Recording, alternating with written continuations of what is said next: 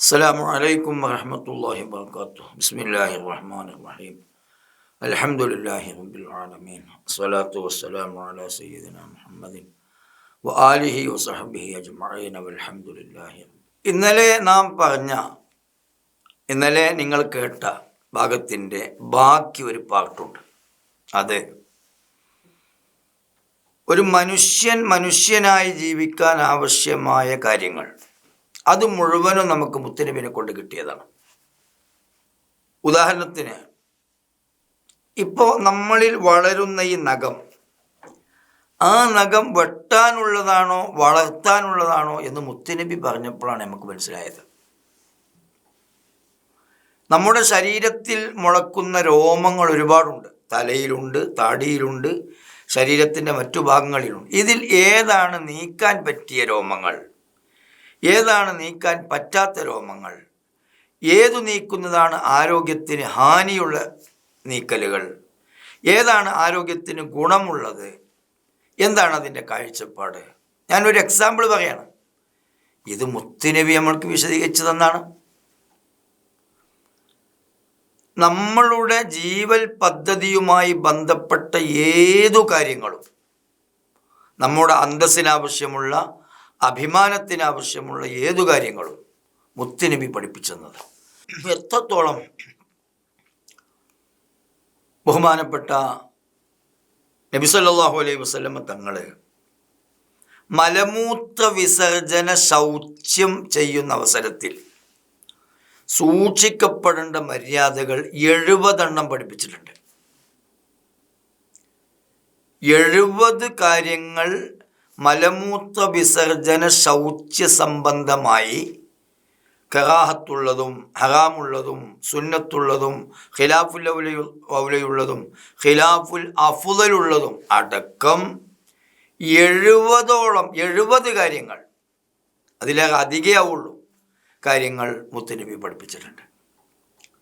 ബഹുമാനപ്പെട്ട ബാവുസ്താദിൻ്റെ ഖുലാസ എടുത്തു നോക്കിയാൽ തന്നെ അതിൽ നമ്മൾക്ക് ഒരു 60 ചില്ലാനും സാധനങ്ങൾ കാണാൻ പറ്റും.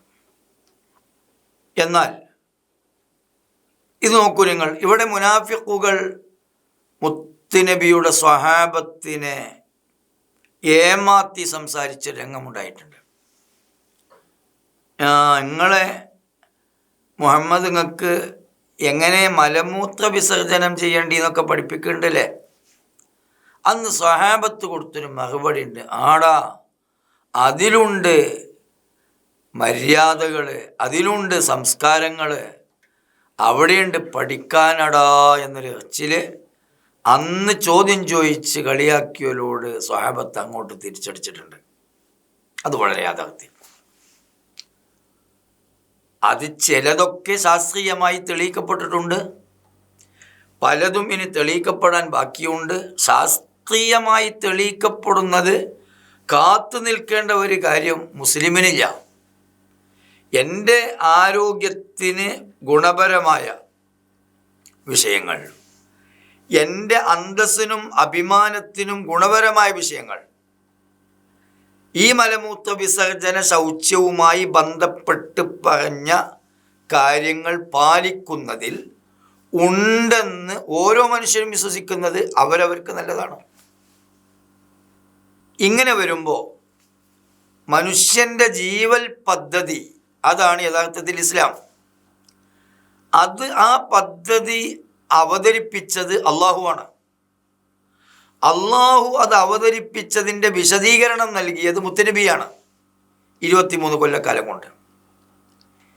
ഈ 23 കൊല്ലക്കാലത്തെ ജീവിതത്തിനിടയിൽ മുത്തുനബി പ്രവർത്തിച്ചത്, പറഞ്ഞത്, മൗനാനുവാദം നൽകിയത്, ഈ 3 സംരംഭങ്ങളും കൂടി മൊത്തത്തിൽ മുസ്ലിമിൻ്റെ അല്ല മനുഷ്യൻ്റെ ജീവിത പദ്ധതിയാണ്.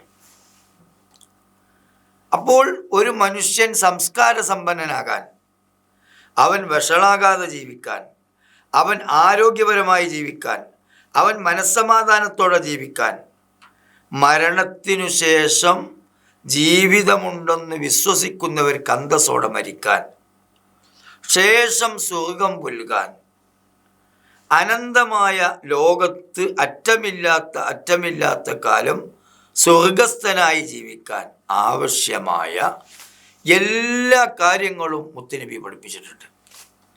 ഒരു തരിമ്പ് പോലും ഇനി അതിൽ ബാക്കിയില്ല.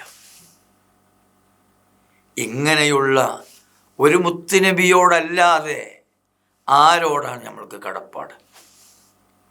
ഇങ്ങനെ വന്നപ്പോൾ അല്ലാഹു തആല പറഞ്ഞു, അൻ-നബിയ്യു ഔലാ ബിൽ മുഅ്മിനീന മിൻ അൻഫുസിഹിം. നബിയോടാണ് നിങ്ങളുടെ സ്വന്തം ശരീരത്തിലേക്ക് നിങ്ങൾക്കുള്ള കടപ്പാടിനേക്കാൾ വലിയ കടപ്പാട്. അഥവാ ഇനി നിങ്ങളുടെ ജീവിതം മുത്തുനബിൻ്റെ ഇഷ്ടത്തിനാവണം, മുത്തുനബിൻ്റെ താല്പര്യത്തിനാവണം. നിങ്ങളുടെ ഒരു താല്പര്യവും മുത്തുനബിയുടെ ഒരു താല്പര്യവും തമ്മിൽ കൂട്ടിമുട്ടിയാൽ നിങ്ങളുടെ താല്പര്യത്തെ തൃണവൽക്കരിക്കുകയും മുത്തുനബിയുടെ താല്പര്യത്തെ പുണരുകയും ചെയ്യണമെന്നാണ് അള്ളാഹു പറഞ്ഞതിൻ്റെ താല്പര്യം. മുത്തുനബി തന്നെ ഇത് പറഞ്ഞിട്ടുണ്ട്, ലാ യുഅ്മിനു അഹദുക്കും ഹത്താ യകൂന മാ ജിഅ്തു ബിഹി തബഅൻ ലിഹവാ. മറ്റു രീതിയിലും റിവായത്തുണ്ട്, ഞാൻ കൊണ്ടുവന്ന സന്ദേശങ്ങൾ, ആജ്ഞകൾ, നിരോധാജ്ഞകൾ, അത് നിങ്ങളുടെ ശരീരത്തിൻ്റെ താല്പര്യമാകുന്നത് വരെ നിങ്ങളിൽ നിന്നൊരാളും സമ്പൂർണനായ മുഅ്മിനാവുകയില്ല. എന്താ ഈ പറഞ്ഞതിൻ്റെ താല്പര്യം? നിങ്ങളുടെ താല്പര്യവും എൻ്റെ താല്പര്യവും തമ്മിൽ കൂട്ടിമുട്ടുമ്പോൾ നിങ്ങളുടെ താല്പര്യത്തെ തൃണവൽക്കരിച്ച്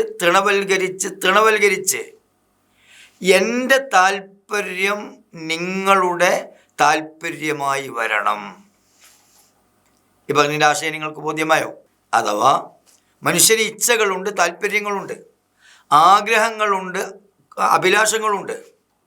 ഈ ആഗ്രഹവും അഭിലാഷവുമെല്ലാം നമ്മളുടെ സ്വന്തം ശരീരം ഇച്ഛിക്കുന്നതിൻ്റെ കൂടെ നമ്മൾ നിന്നാൽ നമ്മൾക്ക് മുത്തുനബിൻ്റെ താല്പര്യത്തിൻ്റെ കൂടെ നിൽക്കാൻ കഴിയില്ല. അപ്പം നമ്മൾ നമ്മുടെ ശരീരത്തോട് ജിഹാദ് ചെയ്തിട്ട് ശരീരത്തിൻ്റെ താല്പര്യത്തെ നമ്മൾ അവഗണിച്ച് വന്നപ്പോൾ ഈ ശരീരം നമ്മുടെ നഫ്സ് നമ്മൾക്ക് പാകപ്പെട്ടു. ഞാൻ നേരത്തെ ആ അവഗണനയുടെ മുമ്പ് ഈ നഫ്സിൻ്റെ പേര് അമ്മാറത്തായ നഫ്സ് എന്നായിരുന്നു. പിന്നീട് ഈ അവഗണന ഈ ശരീരം ഏറ്റുവാങ്ങിയപ്പോൾ ശരീരം പിന്നീട് ശരീരത്തിൻ്റെ ഇച്ഛിക്കാതിരിക്കാൻ തുടങ്ങി. എന്നാൽ ഇനി ഏതെങ്കിലും ഒരു ഒരു താല്പര്യം വേണ്ടേ? അത് മുത്തുനബിയുടെ താല്പര്യമായി. അതിലേക്ക് അവൻ്റെ ശരീരത്തെ പാകപ്പെടുത്തും. അതിന് ലവ്വാമത്തായ നഫ്സിലൂടെ കടന്ന് അമ്മാറത്തായ നഫ്സിൽ നിന്ന് ലവ്വാമത്തായ നഫ്സിലൂടെ കടന്ന് മുത്മയിന്നത്തായ നഫ്സിലേക്ക് എത്തി, മരിക്കാനായി. യാ അയ്യത്തുഹൻ നഫ്സുൽ മുത്മയിന്നൻ്റെ ടോപ്പിലേക്ക് എത്തി. അപ്പോൾ നമ്മളുടെ താല്പര്യം അവഗണിച്ചും മുത്തുനബിയുടെ താല്പര്യത്തെ പരിഗണിച്ചും മുന്നോട്ട് പോകണം. ഒരു മുഅ്മിൻ എന്ന നിലക്ക് നിന്റെ ബാധ്യത ഇതാണ് എന്നാണ് അല്ലാഹു തആല അൻ-നബിയ്യു ഔലാ ബിൽ മുഅ്മിനീന മിൻ അൻഫുസിഹിം എന്നതിൻ്റെ താല്പര്യമെന്ന് മുത്തുനബി തന്നെ വിശദീകരിച്ചു. ലാ യുഅ്മിനു അഹദുക്കും ഹത്താ യകൂന മാ ജിഅ്തു ബിഹി തബഅൻ ലിഹവാ. നിങ്ങളുടെ താല്പര്യം മുത്തുനബിൻ്റെ താല്പര്യമാകുന്നത് വരെ നിങ്ങൾ ഒരാളും സമ്പൂർണനായ മുഅ്മിനാവുകയില്ല. ഇത് നമ്മുടെ ജീവിതത്തിലുണ്ട്. ഇതിൻ്റെ മൂന്നാമത്തെ ഒരു പാർട്ട് ഇൻഷാ അല്ലാഹ് അടുത്ത ഒരു സെഷനിൽ പറയാം.